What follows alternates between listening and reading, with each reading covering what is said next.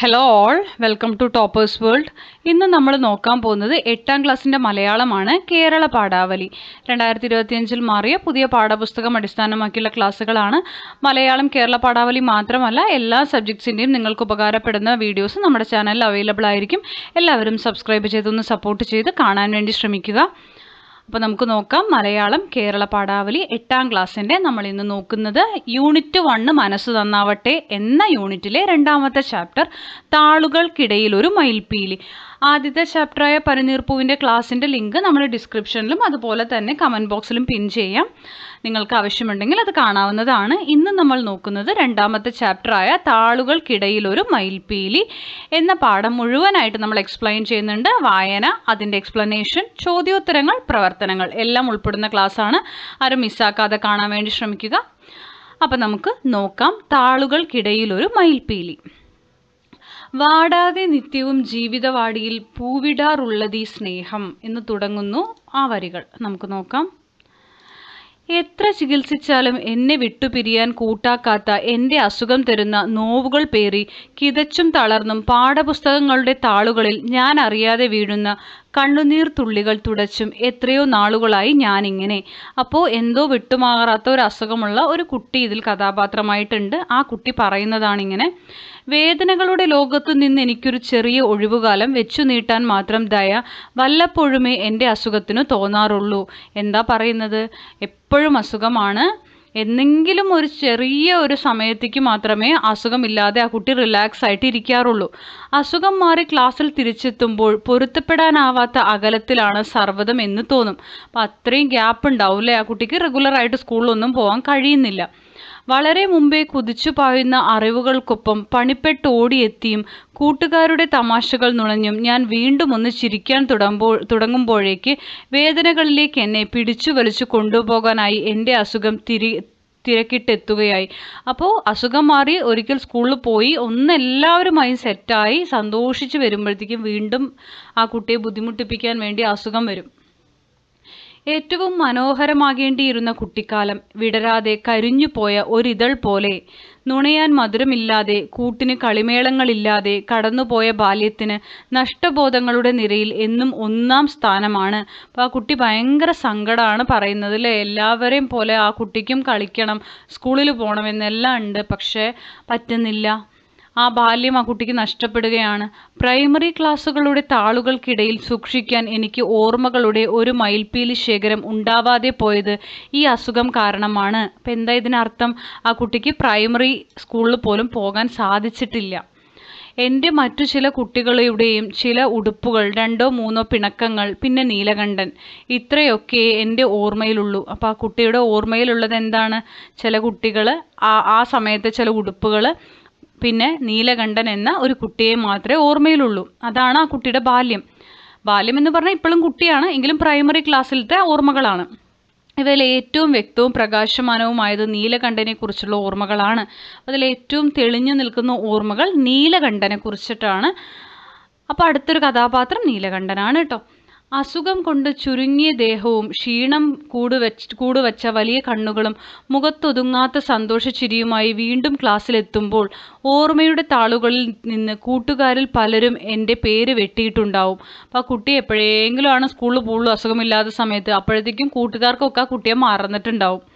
പാർവതി അമ്മ എന്ന ഞങ്ങളുടെ ജോലിക്കാരി ഒരു ദിവ്യ വസ്തു എന്ന പോലെ ചേർത്ത് പിടിച്ചെന്നെ സ്കൂളിലേക്ക് കൊണ്ടുവരികയും സ്റ്റാഫ് റൂമിൽ നിന്ന് ടീച്ചേഴ്സ് ഇറങ്ങി വന്ന് എൻ്റെ കവിളിൽ തൊട്ട് വിശേഷങ്ങൾ ചോദിക്കുകയും ചെയ്യുമ്പോൾ എൻ്റെ ക്ലാസ്സിലെയും വേറെ ക്ലാസ്സിലെയും കുട്ടികൾ എനിക്ക് ചുറ്റും കൂടി നിന്ന് അപരിചിതത്വത്തോടെ എന്നെ നോക്കും. എന്നെക്കുറിച്ച് അവർക്കറിയാവുന്ന കാര്യങ്ങളൊക്കെ രഹസ്യമായി പങ്കുവയ്ക്കും. പകൽ സമയത്ത് ഞങ്ങളുടെ വീട്ടിൽ കയറിക്കൂടിയ മൂങ്ങക്കുഞ്ഞിനെ കാണാൻ വഴിയെ കൂടിപ്പോയ ഒരുപാട് പേർ വട്ടം കൂടിയത് എനിക്ക് അപ്പോഴൊക്കെ ഓർമ്മ വരും. എപ്പോഴെങ്കിലും സ്കൂളിൽ പോകുമ്പോൾ അവിടെയുള്ളവർ അത്ഭുത വസ്തു കണക്ക് ഈ കുട്ടിയെ നോക്കുമായിരുന്നു. മരുന്നുകളുടെ ചൂടിൽ പൊഴിഞ്ഞ് വികൃതമായ തലമുടിക്കു മീതെ കൂടി കെട്ടിയ സ്കാർഫിൻ്റെ കെട്ടഴിച്ചും വീണ്ടും കെട്ടിയും ഞാൻ നിന്നു. ഇതുപോലെ സ്കാർഫൊക്കെ കെട്ടിയിട്ടാണ് പോകാറ് കേട്ടോ, കാരണം മുടിയെല്ലാം കൊഴിഞ്ഞുപോയി. ചുറ്റുമൊഴുകി പരന്ന അപരിചിതത്വം സഹിക്കാതെ വന്നപ്പോൾ എനിക്ക് കരയണമെന്ന് തോന്നി.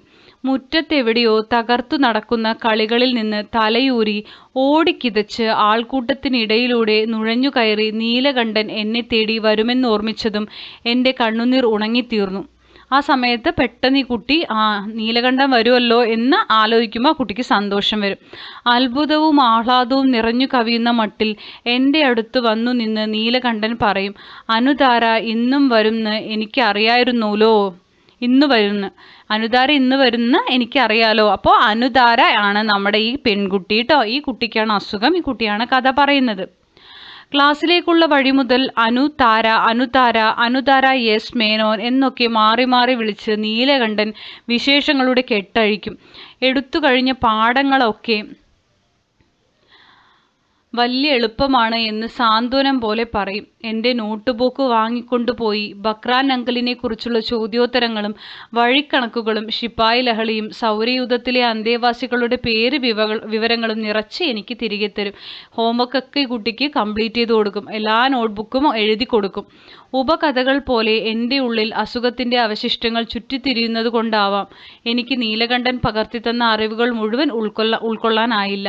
ചിലത് എൻ്റെ ഉള്ളിലേക്ക് കയറാതെ വഴിമാറി നടന്നു. ചിലതൊന്നും എൻ്റെ ബുദ്ധിക്ക് താങ്ങാനായില്ല. അതൊക്കെ അറിഞ്ഞാവണം പരീക്ഷയ്ക്ക് നീലകണ്ഠൻ എല്ലാവരുടെയും കണ്ണു വെട്ടിച്ച് എനിക്ക് ഉത്തരങ്ങൾ പറഞ്ഞും കാണിച്ചും തന്നു. അപ്പം നീലകണ്ഠൻ പരീക്ഷയ്ക്കും ഈ കുട്ടിയെ സഹായിച്ചു. അത് തെറ്റാണെന്ന് എനിക്കോ നീലകണ്ഠനോ തോന്നിയതുമില്ല. മുത്തുകൾ പോലെയുള്ള പല്ലുകൾ കാണിച്ച് നീലകണ്ഠൻ ആരെക്കാളും ഭംഗിയായി ചിരിക്കും. കറുപ്പും വെളുപ്പും തമ്മിൽ നല്ല ചേർച്ചയാണെന്ന് ഞാൻ അങ്ങനെയാണ് അറിഞ്ഞത്. കരയുമ്പോഴും ദേഷ്യപ്പെടുമ്പോഴും വഴക്കു കൂടുമ്പോഴും ആ മുഖത്ത് ചിരിയുണ്ടെന്ന് എനിക്ക് തോന്നി. എല്ലാം നീലകണ്ഠനെ കുറിച്ചാണ് പറയുന്നത് കേട്ടോ. 2 ഷർട്ടുകളേ ഉള്ളൂ നീലകണ്ഠന്. 2 ഷർട്ട്. ഒന്ന് വെള്ള, മറ്റൊന്ന് പച്ച.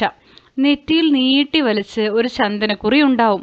ഒരുപാട് ബസ്സും കാറും ലോറിയുമൊക്കെ ചീറിപ്പായുന്ന റോഡ് തനിയെ ക്രോസ് ചെയ്യുന്ന നീലകണ്ഠൻ്റെ ധൈര്യം എനിക്ക് വലിയൊരു അത്ഭുതത്തിന് വകയായി. വീട്ടിൽ പുറംവേലയ്ക്ക് നിർത്തിയിരിക്കുന്ന പാർവതിയമ്മയാണല്ലോ എന്നെ സ്കൂളിൽ കൊണ്ടു ചെന്നാക്കുകയും തിരിച്ചു കൊണ്ടുവരികയും ചെയ്തിരുന്നത്. അപ്പോൾ നീലകണ്ഠൻ ഒറ്റയ്ക്കാണ് സ്കൂളിലേക്ക് പോകുന്നതും വരുന്നതും റോഡ് ക്രോസ് ചെയ്യണതൊക്കെ. അപ്പോൾ ഇതൊക്കെ ഈ കുട്ടിക്കൊരു അത്ഭുതമാണ്. ആർക്ക്? അനുതാരയ്ക്ക്. ഈ കുട്ടിയെ വേലക്കാരി അല്ലെങ്കിൽ അവിടുത്തെ ജോലിക്കാരിയാണ് എന്ത് ചെയ്യുന്നത്, സ്കൂളിൽ കൊണ്ടാക്കുന്നതും തിരിച്ചു കൊണ്ടുവരുന്നതും. നന്നായി പഠിക്കുന്ന നീലകണ്ഠന് സ്ലേറ്റ് പെൻസിൽ കൊടുക്കാൻ ക്ലാസ്സിൽ എല്ലാവരും പരസ്പരം മത്സരിച്ചു. പാവം നീലകണ്ഠന് അച്ഛനില്ല. അതുവരെ അച്ഛനില്ലാത്ത ഒരു കുട്ടിയെയും ഞാൻ കണ്ടിരുന്നില്ല. അച്ഛനില്ലാത്ത ഒരവസ്ഥയും ഉണ്ടാകാം എന്ന സത്യം എനിക്ക് ഒരേ സമയം ദുഃഖവും അത്ഭുതവുമായി. പുതിയ ചെരുപ്പ് വേണം, ഐസ്ക്രീം വേണം എന്നൊക്കെ പറയാനും 8കാരിയെ കൊല്ലാനും അസുഖം വന്നാൽ പൂ പോലെ എടുത്ത് തോളിലിട്ട് നടക്കാനും അച്ഛനില്ലാതെ നീലകണ്ഠൻ എത്ര വിഷമിക്കുന്നുണ്ടാവും എന്നോർത്തപ്പോഴൊക്കെ എൻ്റെ കണ്ണു നിറഞ്ഞു. നീലകണ്ഠന് അച്ഛനില്ല എന്ന് ഞാൻ അച്ഛനോടും അമ്മയോടും പാർവതി അമ്മയോടും മാറി മാറി പറഞ്ഞു. നീലകണ്ഠന് മോളൊരു പുതിയ പെൻസിൽ കൊടുത്തോളൂ എന്ന് പറഞ്ഞാണ് അച്ഛൻ എന്നെ സന്തോഷിപ്പിച്ചത്. പിന്നീട് അച്ഛൻ പറഞ്ഞില്ല എങ്കിലും ഞാൻ ഒരുപാട് പെൻസിൽ നീലകണ്ഠന് കൊടുത്തു. 1ാം ക്ലാസ്സിൽ വെച്ച് പെൺകുട്ടികളുടെ ബെഞ്ചിൽ സ്ഥലം തികയാതെ വന്നപ്പോൾ റോസി ടീച്ചർ എന്നെ നീലകണ്ഠൻ്റെ അടുത്തിരുത്തി. പിന്നെ പുതിയ ബെഞ്ചുകൾ എത്തിയിട്ടും പുതിയ ക്ലാസ്സിലേക്കായിട്ടും ഞാൻ സ്ഥാനം മാറിയില്ല. 1ാം ക്ലാസ്സിൽ വെച്ചിട്ടുള്ളതാണ്. അവരിപ്പോഴും അവരുടെ ഫ്രണ്ട്ഷിപ്പ് കണ്ടിന്യൂ ചെയ്തു പോകുന്നുണ്ട്. ക്ലാസ് എടുക്കുമ്പോൾ എല്ലാ കുട്ടികളും ഇടയ്ക്ക് എന്തെങ്കിലും വർത്തമാനം പറയും. നീലകണ്ഠൻ മാത്രം മുഴുവൻ ശ്രദ്ധയും ടീച്ചറിലാക്കി അനങ്ങാതിരുന്നു. രാവിലെ കണ്ട പൂമ്പാറ്റയുടെ കാര്യവും ഒരു പൂച്ചയെ അണ്ണാറക്കണ്ണൻ കളിയാക്കിയതുമെല്ലാം പറയാൻ തോന്നിയെങ്കിലും നീലകണ്ഠനെ അനുകരിച്ച് ഞാൻ മിണ്ടാതിരുന്നു. അപ്പോൾ ഈ കുട്ടിക്ക് സംസാരിക്കണം എന്നൊക്കെ ഉണ്ടെങ്കിലും നീലകണ്ഠൻ ടീച്ചറെ ശ്രദ്ധിച്ചിരിക്കുന്നത് കൊണ്ട് ഇവളും മിണ്ടാതിരുന്ന് ക്ലാസ് കേൾക്കും. ഇന്റർവെല്ലിന് നീലകണ്ഠൻ എനിക്ക് മയിൽപ്പീലിയും താമരമൊട്ടും മഞ്ഞക്കിളിയുടെ തൂവലും ചെറുപുന്നയുടെ തളിരും തന്നു. ചായ പെൻസിൽ കൊണ്ട് ഞാൻ തന്നെ വരച്ച ചിത്രങ്ങളാണ് എനിക്ക് പകരം കൊടുക്കാനുണ്ടായിരുന്നത്. ഓരോ ചിത്രം കൊടുക്കുമ്പോഴും നീലകണ്ഠൻ്റെ കണ്ണുകൾ വിടർന്നു. ഇത് ജീവനുള്ള മയിലാന്നാ വിചാരിച്ചത് എന്നൊരത്ഭുതം. ഈ വീടിൻ്റെ തുറന്നിട്ട വാതിലിൽ കൂടി ഇതാ ഞാനിപ്പോൾ അകത്ത് കയറും എന്നൊരു തമാശ എല്ലാം എനിക്ക് വളരെ പ്രിയപ്പെട്ടതായി. ആദ്യം ഒരു മയിൽ, പൂച്ച, വീട് ഇതൊക്കെ വരയ്ക്കാൻ അറിയാമായിരുന്നുള്ളൂ. നീലകണ്ഠൻ്റെ പ്രശംസ കേൾക്കാൻ വേണ്ടി ഞാൻ എന്തു കണ്ടാലും അത് നോക്കി വരച്ചു പഠിക്കാൻ തുടങ്ങി. അപ്പോൾ നീലകണ്ഠൻ ഇവളെ പ്രശംസിച്ചപ്പോൾ കുറച്ച് ഇൻട്രസ്റ്റ് കൂടി വരയ്ക്കാൻ പഠിക്കാൻ തുടങ്ങി. ലോകത്തിലേക്ക് വെച്ച് ഏറ്റവും ഭംഗിയുള്ളത് മയിൽപ്പീലിക്കാണെന്ന് നീലകണ്ഠൻ പറഞ്ഞു. എൻ്റെ വിടർന്ന കണ്ണുകളിലേക്ക് നോക്കി മയിൽപ്പീലി കണ്ണുകൾ പോലെയുണ്ട് എന്ന് ഇടയ്ക്കെല്ലാം നീലകണ്ഠൻ പറയുമ്പോൾ എൻ്റെ എല്ലാ വേദനകളും ഞാൻ മറന്നുപോയി. 5ാം ക്ലാസ്സിലെത്തിയതോടെ ഞങ്ങൾ എല്ലാവരും വടക്കേ സ്കൂളിൽ ചേർന്നു. അതോടെ ഞാൻ തനിയെ സ്കൂളിൽ പോയി വരാൻ തുടങ്ങി. ഞങ്ങളുടെ ക്ലാസ്സിൽ പെൺകുട്ടികൾ മാത്രം, ആൺകുട്ടികൾ മാത്രമുള്ളൊരു ക്ലാസ്സിലാണ് നീലകണ്ഠൻ എന്നാരോ പറഞ്ഞു. അത്രയധികം കുട്ടികളും ക്ലാസ്സുകളുമുള്ള നെടുങ്കൻ സ്കൂളിൽ നീലകണ്ഠൻ പെരുമഴയത്തെ ഒരു തുള്ളി പോലെ. നിങ്ങളിപ്പോൾ വലിയ കുട്ടികളാണ്, പഠിക്കെന്ന് പറഞ്ഞ് ഇനി ആരും നിങ്ങളുടെ പുറകിൽ നടക്കില്ല, തനിയെ തോന്നി പഠിക്കണം എന്ന് ചുവന്ന മൂക്കുത്തിയും നക്ഷത്രക്കണ്ണുമുള്ള ആതിര ടീച്ചർ പറഞ്ഞു. അതുവരെയും തനിയെ തോന്നി പഠിക്കുന്ന ഒരാളെ എനിക്കറിയാമായിരുന്നുള്ളൂ, നീലകണ്ഠൻ. അമ്മയും അച്ഛനും മാറി മാറി പറയുന്നത് കൊണ്ടും, ഒന്നാമതായാൽ നീലക്കല്ലുള്ള ഒരു കമ്മൽ, ചിത്രശലഭങ്ങൾ പറന്നു നടക്കുന്ന ഒരു ഉടുപ്പ് എന്നെല്ലാം മോഹിപ്പിക്കുന്നത് കൊണ്ടും പഠിക്കുന്നവരായിരുന്നു ഞങ്ങളെല്ലാം. അപ്പോൾ വേറെ സ്കൂളിലേക്ക് മാറി. നീലകണ്ഠൻ വേറെ സ്കൂളിലായി, അനുധാര വേറെ സ്കൂളിലായി. പുതിയ ക്ലാസ്സിൽ ഞാനല്ലാതെ വേറെ ആരും നീലകണ്ഠനെ ഓർമ്മിക്കുന്നില്ല എന്നെനിക്ക് തോന്നി. വേറെ സ്കൂളിൽ നിന്ന് വന്ന ഒരുപാട് കുട്ടികളോട് സൗഹൃദം സ്ഥാപിച്ചെടുക്കുന്ന തിരക്കിലായിരുന്നു എല്ലാവരും. ആ ഇടയ്ക്ക് അച്ഛൻ എനിക്ക് മഞ്ഞയും പച്ചയും ഇടകലർന്ന ഒരു കൂട് പെൻസിൽ വാങ്ങിത്തന്നു. പകുതിയാകുന്ന ഓരോ പെൻസിലും നീലകണ്ഠന് എന്നോർത്ത് ഞാൻ മാറ്റിവെച്ചു. ഒരു കൂട് പെൻസിൽ ഇത്രയും വേഗം തീർക്കാൻ ഈ കുട്ടിക്ക് മാത്രമേ കഴിയൂ എന്ന് അമ്മ പരാതി പറഞ്ഞു. സ്കൂളിലേക്കുള്ള വഴിയിലും സ്കൂൾ മുറ്റത്തും പാഞ്ഞു നടക്കുന്ന കുട്ടികളുടെ കൂട്ടത്തിലും ഞാൻ നീലകണ്ഠനെ തിരഞ്ഞ് തോറ്റു. അപ്പോൾ ഇവളിങ്ങനെ നീലകണ്ഠനെ തിരയാണ്. വീണ്ടും ഒരു ആശുപത്രിവാസം കഴിഞ്ഞ് ക്ലാസ്സിലെത്തി. പിടികിട്ടാ ഉയരത്തിൽ പറന്നു തിമിർക്കുന്ന അറിവിൻ്റെ തുമ്പികളെ കയ്യെത്തി പിടിക്കാൻ ശ്രമിച്ച് തളർന്നിരിക്കുമ്പോൾ അടുത്തിരുന്ന ജയന്തി സ്വരം താഴ്ത്തി എന്നോടൊരു രഹസ്യം പറഞ്ഞു. നീലകണ്ഠന് ഒരു വലിയ പനി വന്ന് കണ്ണ് കാണാണ്ടായി, ഇനി സ്കൂളിൽ വരില്ലാത്രേ. അതാണ് ഒരു ട്രാജഡി കഥയിലെ. നീലകണ്ഠന് എന്ത് സംഭവിച്ചു? കണ്ണ് കാണാതായി. ഞാനത് തീരെ ഗൗനിച്ചില്ല. അതൊരു വെറും നുണയാണെന്ന് എന്തുകൊണ്ടോ എനിക്ക് തീർച്ചയായിരുന്നു. പിറ്റേന്ന് ശനിയാഴ്ചയായിരുന്നു. അപരിചിതമായ ഒരു സ്ത്രീ ശബ്ദം ഉറക്കെ സങ്കടപ്പെട്ടുള്ള കരച്ചിലായി മാറുന്നത് കേട്ടാണ് രാവിലെ ഞാൻ ഉണർന്നത്. ആര് കരയുന്നതും ഇഷ്ടമില്ലാതിരുന്ന ഞാൻ അവരെ ആരാണ് ഉപദ്രവിച്ചിട്ടുണ്ടാകുക എന്നാലോചിച്ച് മുൻവശത്തേക്ക് ഓടി. കൈലിയുടുത്ത് ബ്ലൗസിനു മീതെ കൂടി നിറം മങ്ങിയ തോർത്തിട്ട് മെലിഞ്ഞുണങ്ങിയ ഒരു സ്ത്രീ ഇറയത്തിരുന്ന് കാൽമുട്ടിൽ മുഖം വെച്ച് തേങ്ങിക്കരയുന്നതിനരികെ നീലകണ്ഠൻ. പോണേനു മുമ്പ് മോളെ കാണാൻ വരണമെന്ന് വാശിയല്ലായിരുന്നോ ഇവന്? എന്നെ ചേർത്തു പിടിച്ച് നീലകണ്ഠൻ്റെ അമ്മ കരഞ്ഞു. എന്താണ് അവർ പറയുന്നതെന്ന് എനിക്ക് തീരെ മനസ്സിലായില്ല. കൂടുതൽ ആലോചിക്കാനൊന്നും നിൽക്കാതെ അവരുടെ കൈകളിൽ നിന്ന് കുതറി നീലകണ്ഠൻ എന്നോ ആർത്തു വിളിച്ച് ഞാൻ നീലകണ്ഠൻ്റെ അടുത്തു ചെന്നു നിന്നു. നീലകണ്ഠൻ കൈകൾ കൊണ്ട് വായുവിൽ പരതി എൻ്റെ കൈകൾ കണ്ടുപിടിച്ചു. നീലകണ്ഠന് കണ്ണ് കാണില്ല, തപ്പി കണ്ടുപിടിച്ചു കൈകൾ. എന്താണിങ്ങനെ എന്നമ്പരക്കുമ്പോൾ ഒരു ദുസ്വപ്നം പോലെ ജയന്തിയുടെ വാക്കുകൾ ഓർമ്മ വന്നു. നീലകണ്ഠൻ്റെ അമ്മ അപ്പോഴൊന്നുകൂടി കരഞ്ഞു. നിശ്ചലമായ കൃഷ്ണമണികളെ തൊട്ട് താഴേക്ക് ഒഴുകിയിറങ്ങിയ കണ്ണുനീരിനിടയിലും നീലകണ്ഠൻ ചിരിച്ചു, മന്ദാരപ്പൂ പോലെ. ഇവൻ്റെ ചികിത്സയ്ക്കായി വീട് വിൽക്കാൻ പോകുവാണ്. അങ്ങ് കിഴക്കൻ നാട്ടിൽ ഇവൻ്റെ അമ്മാവൻ്റെ കൂടെ കഴിയാനാ വിചാരിക്കുന്നേ. നീലകണ്ഠൻ്റെ അമ്മയ്ക്ക് കരഞ്ഞു കരഞ്ഞു ഒച്ചയിടറി. ശബ്ദമില്ലാത്ത കരച്ചിലിലേക്ക് എത്തിയ അവരെ അമ്മ അകത്തേക്ക് കൂട്ടിക്കൊണ്ടുപോയി. അപ്പോൾ ഇവിടുത്തെ വീട് വിറ്റ് നീലകണ്ഠനെ ചികിത്സിക്കാൻ പോവുകയാണ്. അപ്പോൾ അവരെന്ത് ചെയ്യാണ്? അവരുടെ അമ്മാവൻ്റെ വീട്ടിലേക്ക് പോവുകയാണ്. നീലകണ്ഠൻ എനിക്ക് ഒരു ചെറു പുന്നത്തളിര് കൊണ്ടുവന്നിരുന്നു. തളിർത്ത് നിൽക്കുന്ന ചെറു പുന്ന കണ്ടാൽ ചെത്തിപ്പൂത്തതുപോലെ തോന്നും എന്ന് നീലകണ്ഠൻ പറയാറുള്ളത് ഓർത്തു നിൽക്കുമ്പോൾ നീലകണ്ഠൻ്റെ ശബ്ദം ഒരു വിറയലോടെ വന്ന് എന്നെ തൊട്ടു. അത് വെട്ടി വിറ്റു.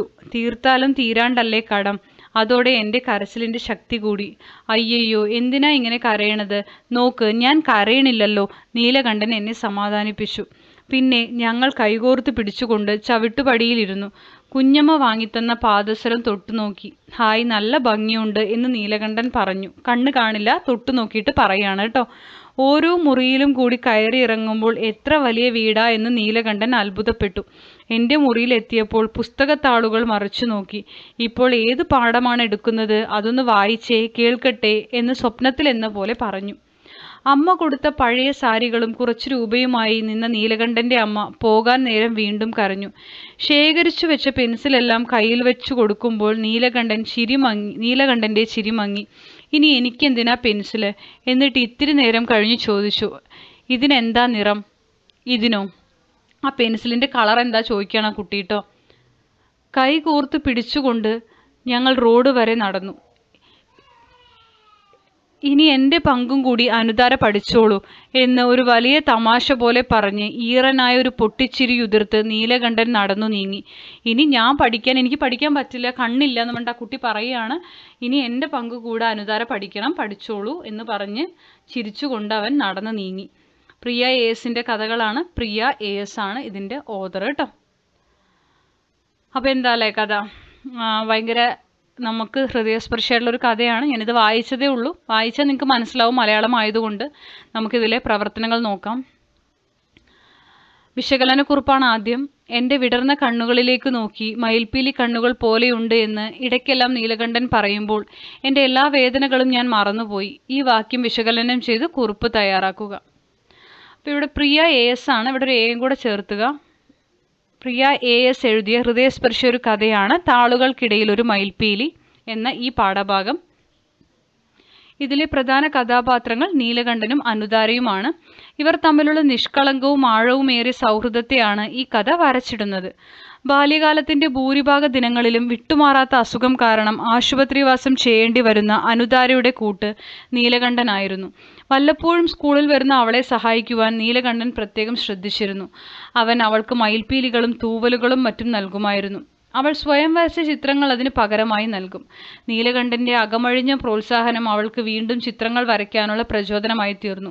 ലോകത്തിൽ വെച്ച് ഏറ്റവും ഭംഗി മയിൽപ്പീലിക്കാണെന്ന് നീലകണ്ഠൻ വിശ്വസിച്ചിരുന്നു. ആ മയിൽപ്പീലിയുമായിട്ടാണ് കണ്ണുകളെ സാദൃശ്യപ്പെടുത്തിയത്.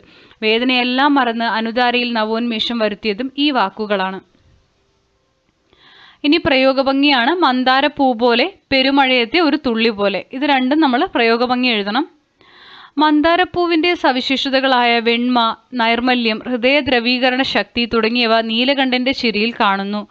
പെയ്യുന്ന മഴയിൽ ഒരു മന്ദാരപ്പൂവിനെ കാണുന്ന പ്രതീതി ജനിപ്പിക്കാൻ എഴുത്തുകാരിക്ക് സാധിക്കുന്നു. പെരുമഴയത്തെ തുള്ളി പോലെ എന്ന പ്രയോഗത്തിൽ നിന്ന് സ്കൂളിലെ കുട്ടികളുടെ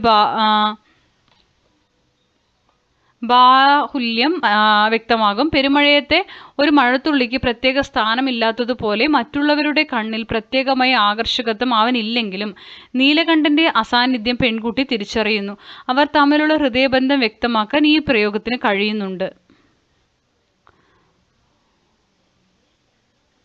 അടുത്തത് പിടികിട്ട ഉയരത്തിൽ പറന്ന് തിമർക്കുന്ന അറിവിൻ്റെ തുമ്പികൾ. ഇതുപോലത്തെ വേറെ പ്രയോഗങ്ങളാണ്. ഇടവിട്ടുള്ള ആശുപത്രിവാസം കഴിഞ്ഞ് ക്ലാസ്സിലെത്തിയ അനുതാരയ്ക്ക് പാഠഭാഗങ്ങൾ പ്രയാസമായിരുന്നു എന്ന് സൂചിപ്പിക്കുന്നു. പിടികിട്ടാത്ത ഉയരത്തിൽ പാറി നടക്കുന്ന തുമ്പികളോട് അറിവിനെ സങ്കല്പിച്ച് കാവ്യഭാവന മനോഹരമായി പാഠഭാഗത്ത് ആവിഷ്കരിച്ചിട്ടുണ്ട്. വിടരാതെ കരിഞ്ഞുപോയ ഒരിതൾ പോലെ എന്ന പ്രയോഗവും അർത്ഥവത്താണ്. ഒരു പൂമുട്ട് വിടർന്നു നിൽക്കുമ്പോഴാണ് സൗന്ദര്യം. അനുതാരയുടെ ബാല്യകാലത്തെ വിടരാതെ കൊഴിഞ്ഞുപോയ ഒരു പൂമുട്ടിനോട് സാദൃശ്യപ്പെടുത്തിയിരിക്കുന്നു. അവളുടെ ബാല്യത്തിൻ്റെ നഷ്ടങ്ങളെ സൂചിപ്പിക്കാൻ ഈ പ്രയോഗത്തിന് കഴിയുന്നുണ്ട്. അടുത്തത് കണ്ടെത്തി എഴുതാമാണ്. അത് വെട്ടിവിറ്റു, തീർത്താലും തീരാണ്ടല്ലേ കടം. നീലകണ്ഠൻ്റെ സ്വഭാവത്തിലേക്കും ജീവിതത്തിലേക്കും വെളിച്ചം വീശുന്ന സംഭാഷണ ശകലങ്ങൾ ശ്രദ്ധിച്ചല്ലോ. ഇതുപോലെ പാഠഭാഗത്തു നിന്നും കൂടുതൽ സംഭാഷണങ്ങൾ കണ്ടെത്തി എഴുതൂ എന്നാണ്. അത് വെട്ടിവിറ്റു, തീർത്താലും തീരാണ്ടല്ലേ കടം 1. അടുത്തത് അവർ തന്നത് തന്നെയാണ്. അയ്യയ്യോ, എന്തിനാ ഇങ്ങനെ കരയുന്നത്? നോക്ക്, ഞാൻ കരയണില്ലല്ലോ. ഇനി എൻ്റെ പങ്കും കൂടി അനുതാര പഠിച്ചോളൂ. ഇത് ജീവനുള്ള മയിലാന്നാ വിചാരിച്ചത്. ഇനി എനിക്കെന്തിനാ പെൻസിൽ? ഈ വീടിൻ്റെ തുറന്നിട്ട വാതിലിൽ കൂടി ഇതാ ഞാനിപ്പോൾ അകത്ത് കയറും. ഇപ്പോൾ ഏത് പാഠമാണ് എടുക്കുന്നത്? അതൊന്ന് വായിച്ചേ കേൾക്കട്ടെ. ഇനി കഥ തുടരാമാണ്. ഇതിന് ശേഷം ഇനി എൻ്റെ പങ്കും കൂടി, അതായത് ഈ കഥ ഫുൾ കഴിഞ്ഞതിന് ശേഷം കേട്ടോ, ഇനി എൻ്റെ പങ്കും കൂടി അനുതാര പഠിച്ചോളൂ എന്നൊരു വലിയ തമാശ പോലെ പറഞ്ഞ് ഈറനായ ഒരു പൊട്ടിച്ചിരി ഉതിർത്ത് നീലകണ്ഠൻ നടന്നു നീങ്ങി. നീലകണ്ഠന് പിന്നീട് എന്ത് സംഭവിച്ചിരിക്കാം? തുടർന്നുള്ള ഭാഗങ്ങൾ നിങ്ങൾ കഥാരൂപത്തിലോ കവിതാരൂപത്തിലോ ചിത്രരൂപത്തിലോ ആവിഷ്കരിച്ചിട്ട് നിങ്ങൾ ക്ലാസ്സിൽ പ്രദർശിപ്പിക്കാനാണ് പറഞ്ഞിരിക്കുന്നത്. ഈ കഥ കഥയായിട്ട് വേണമെന്നുണ്ടെങ്കിൽ നിങ്ങൾ സ്റ്റോറി എന്നൊന്ന് കമൻറ്റ് ചെയ്യണം. അപ്പോൾ അവർക്ക് സ്റ്റോറി എന്ന് കമൻറ്റ് ചെയ്ത് കഴിഞ്ഞാൽ നമ്മൾ അത് ചെയ്തതിൻ്റെ ലിങ്ക് നിങ്ങൾക്ക് കമൻറ്റ് ബോക്സിൽ പിൻ ചെയ്ത് തരാം. അപ്പോൾ അതൊന്ന് കമൻറ്റ് ചെയ്യാം കേട്ടോ, ആവശ്യമുള്ളവർ. ഓർമ്മ പങ്കുവയ്ക്കാമാണ്. ഇതുപോലത്തെ സുഹൃത്ത് ബന്ധം നമ്മൾ കാണുന്നുണ്ടാവല്ലോ, 2 കുട്ടികളുടെ സ്കൂൾ കാലത്തെ സൗഹൃദമാണിത്. ഈ കഥയിൽ ഇത്തരം അനുഭവങ്ങൾ നിങ്ങൾക്കുണ്ടെങ്കിൽ അങ്ങനത്തെ നിങ്ങൾക്കുണ്ടാവില്ലേ, ഈ കഥയിലെ സുഹൃത്ത് ബന്ധം പോലെ നിങ്ങളുടെ ഒരു സ്കൂൾ അനുഭവം എഴുതി ക്ലാസ്സിൽ പങ്കുവയ്ക്കുന്നതാണ്. ഇതും നിങ്ങൾക്ക് എഴുതാനുള്ളതാണ്. ഇത് നിങ്ങൾ എഴുതുക. അപ്പോൾ ഇത്രയുമാണ് നമ്മൾ ഇന്നത്തെ ക്ലാസ്സിൽ ഉൾപ്പെടുത്തിയിരിക്കുന്നത്. ക്ലാസ്സുകൾ ഇഷ്ടപ്പെടുന്നുണ്ടെങ്കിൽ ലൈക്ക് ചെയ്യുക, ഷെയർ ചെയ്യുക, സബ്സ്ക്രൈബ് ചെയ്യുക, തുടർന്നും വാച്ച് ചെയ്യുക. നിങ്ങളുടെ കമൻറ്റുകൾ അറിയിക്കുക. Thank you for watching.